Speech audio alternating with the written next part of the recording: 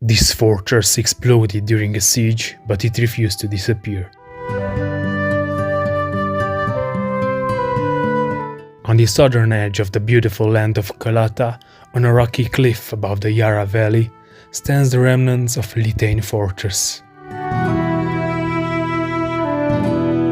Its name first appeared in 1324, but some believe its walls may be much older.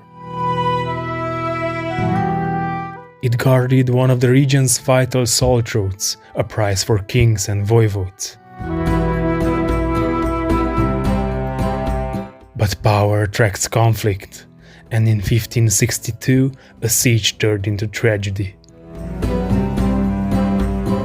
The hidden gunpowder vault exploded, dozens of soldiers vanished, the fortress turned into ashes.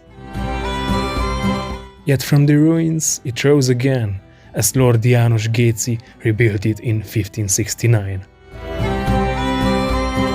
Legends linger in these walls about the Géczy dynasty. But today, Castrum Léta stands broken. The wild nature is reclaiming stone. Only the echoes from the past can be heard. Ghosts of the fallen soldiers craving for their peace.